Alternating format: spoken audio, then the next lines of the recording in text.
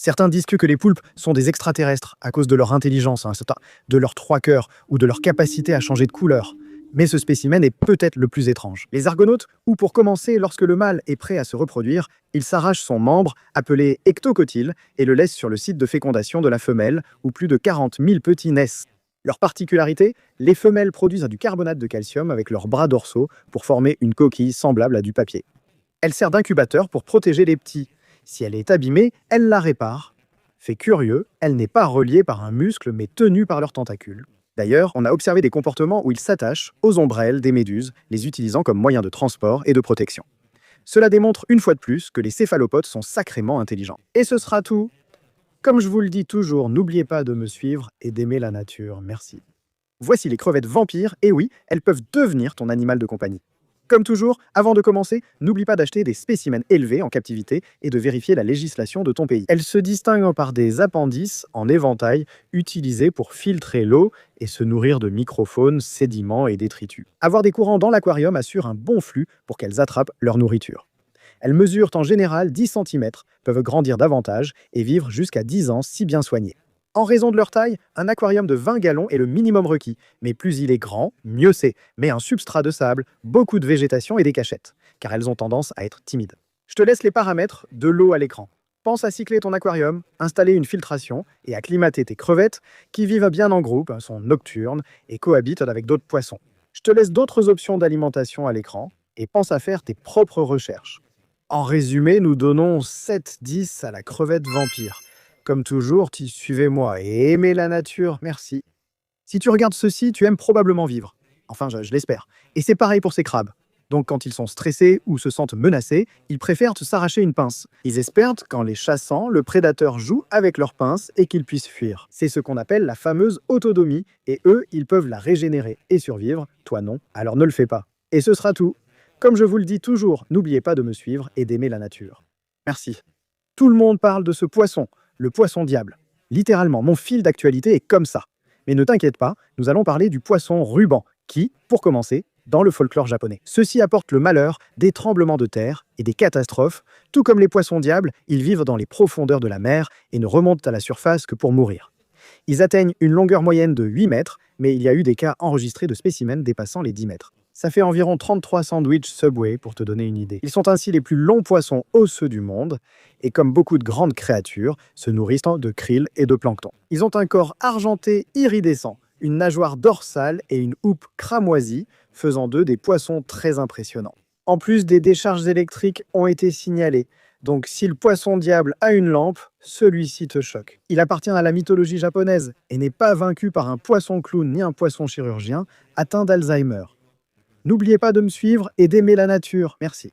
Pourquoi cette fourmi s'arrache-t-elle les ailes? Selon l'espèce, à certaines périodes de l'année, il se produit quelque chose de magnifique appelé le vol nuptial. Les fourmis ailées, mâles et princesses, quittent leur colonie pour s'accoupler et créer de nouvelles colonies. Après l'accouplement, les ailes deviennent inutiles, alors elles les arrachent pour économiser de l'énergie et signaler par des phéromones que la reine a été fécondée et qu'elle est prête à fonder sa colonie. Le mâle meurt après l'accouplement, mais comme souvent chez les insectes, personne ne s'en soucie.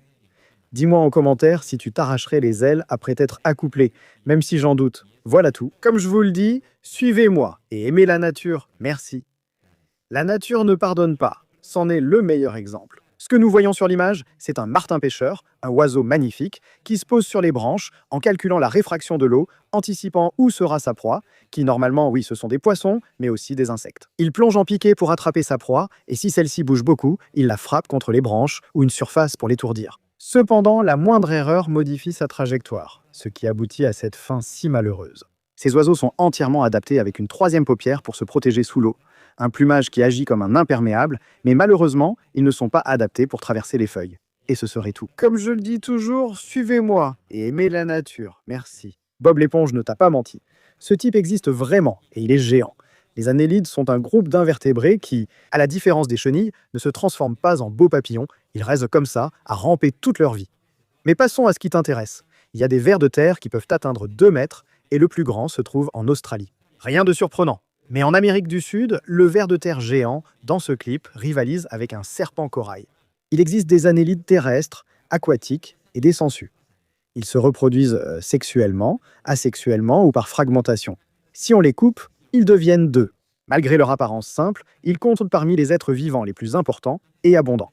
Ils indiquent un écosystème sain, fertilisent et aèrent le sol et nourrissent de nombreuses espèces. La question principale de cette vidéo, si ta copine était un ver de terre, l'aimerais-tu encore? C'est tout. Comme je le répète, suivez-moi et aimez la nature. Merci. Nous voyons ici des escargots se nourrissant de la galère portugaise. Ce n'est pas une méduse, en fait, il s'agit d'un ensemble d'organismes qui agissent comme une colonie. Elles peuvent être mortelles pour les humains, en particulier pour les enfants et les adultes dont la santé est fragile. Mais ces escargots et d'autres animaux ont appris à métaboliser, stocker et utiliser le venin de leur nourriture pour se défendre. Le même phénomène concerne aussi le Glaucus atlanticus, qui mange des physalies, les grenouilles de Haddo, le poisson globe et le pitohui. Je ne sais pas si je l'ai bien dit, mais cet oiseau est l'un des rares toxiques à cause de son alimentation en coléoptère de Nouvelle-Guinée. Le fait qu'un animal vole et réutilise les toxines de sa proie s'appelle le kleptotoxisme. N'oubliez pas de me suivre et d'aimer la nature. Merci. Il existe plusieurs types de mamans. Chacune s'occupe différemment de ses enfants. De nombreux insectes, comme les grillons, ont un ovipositeur qu'ils enfouissent pour protéger leurs œufs des prédateurs. Nous avons Stoufiura, qui ressemble à une étoile de mer, en train de pondre des œufs, les dispersant au gré du courant, pour qu'il rencontre, par pur hasard, le gamète d'un autre de son espèce. Nous avons aussi les célèbres hippocampes, que vous connaissez déjà. La femelle pond les œufs chez le mâle avec un ovipositeur, puis le père s'occupe de la naissance. Les éléphants d'Afrique, eux, portent leurs petits 22 mois avant la naissance. Ils sont très dépendants et reçoivent généralement des soins jusqu'à l'âge de 10 ans. Mais de loin, l'animal qui dépend le plus de ses parents, c'est l'être humain. Je pense que c'était assez évident. Comment pourrais-je travailler si je ne suis qu'un bébé de 35 ans? Et c'est tout. Comme je vous le dis toujours, n'oubliez pas de me suivre et d'aimer la nature. Merci. L'hypnose existe, ces animaux le prouvent. Cette araignée sauteuse séduit une femelle par sa danse et son abdomen coloré. Mais il n'y a pas que la parade nuptiale. Les cobras se dressent, se gonflent et te regardent avec le regard le plus perçant, intense et hypnotisant de tout le règne animal.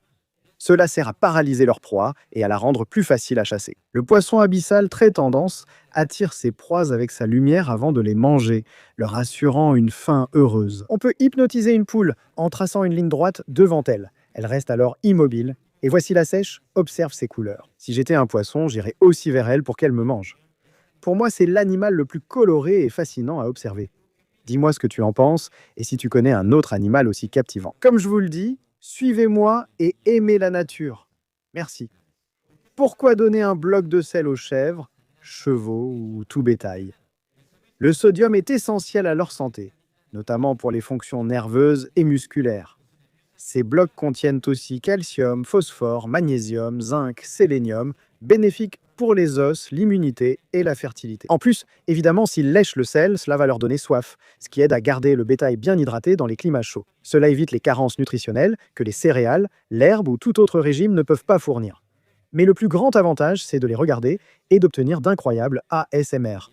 Et ce sera tout. Comme je vous le dis toujours, n'oubliez pas de me suivre et d'aimer la nature. Merci. Les étoiles de mer utilisent ces milliers de petits bras, appelés pieds ambulacraires, pour se déplacer, attraper leur proie, ou ouvrir des coquillages en exerçant une pression ou s'accrocher aux surfaces. Une fois la proie en position, l'étoile de mer expulse son estomac. Oui, elle expulse son estomac par sa bouche, enveloppant son repas pour le digérer lentement. Elle fait cela grâce à différentes enzymes. Une fois la proie liquéfiée, elle est absorbée et les restes rejetés par la bouche, car elles n'ont pas d'anus. Interprétez cette photo comme vous voulez. N'oubliez pas de me suivre et d'aimer la nature. Merci. Les gavials, comme les crocodiles, existent depuis plus de 100 millions d'années. Pourtant, on en parle moins. On les trouve dans les rivières d'Inde, du Népal et du Bangladesh. Leur long museau sert à attraper des poissons. Parfois, ils mangent des humains, mais différemment de ce que l'on imagine selon les traditions locales. Les corps des défunts sont jetés dans les rivières, offrant aux gavials un repas facile. Cela, bien que glauque, permet de recycler les nutriments sans déséquilibre écologique. Alors il faut leur en être reconnaissant. À l'extrémité de leur museau, les mâles développent un bulbe appelé gara, pour séduire les femelles et communiquer, car c'est comme une chambre qui génère des ondes sonores. Ils pondent entre 30 et 60 œufs, de la taille d'une balle de baseball, et on a signalé des spécimens atteignant jusqu'à 6 mètres. Et pour répondre à la question du début, ils sont connus dans la nature parce qu'ils sont en danger critique d'extinction. C'est pour cela que ces vidéos existent. Comme toujours, suivez-moi et aimez la nature. Merci. Petit rappel que les hamsters ne doivent pas être en groupe. Ce ne sont pas des animaux sociaux, et en fait, ils sont très territoriaux. ce qui provoque des bagarres maudits mortelles qui peuvent entraîner... tu imagines la suite. Dans la nature, ils évitent le contact, sauf en période de reproduction. Et généralement, chaque hamster occupe plus de 1000 mètres carrés. Et toi, tu veux le garder dans une de ces cages. Avant d'adopter un animal de compagnie, fais tes recherches. Ce n'est pas amusant, c'est de la maltraitance. Et ce serait tout, comme je vous le dis toujours, n'oubliez pas de me suivre et d'aimer la nature. Merci. Non, ce n'est pas un humain, mais un crocodile qui simule la noyade pour attirer des proies, d'après ce que l'on pense. Ce comportement, observé récemment en Indonésie, a surpris et relancé le débat sur l'intelligence des crocodiles. On dit que c'est pour attirer des humains et en avoir 2 pour le dîner, mais il n'y a pas encore de preuves pour confirmer cette théorie. Ce que l'on sait, c'est qu'ils peuvent facilement rester immergés dans l'eau pendant une demi-heure à 2 heures. Ils nagent très bien, donc ils ne se noient pas. Dis-moi ce que tu en penses en commentaire. Comme toujours, suivez-moi et aimez la nature. Merci.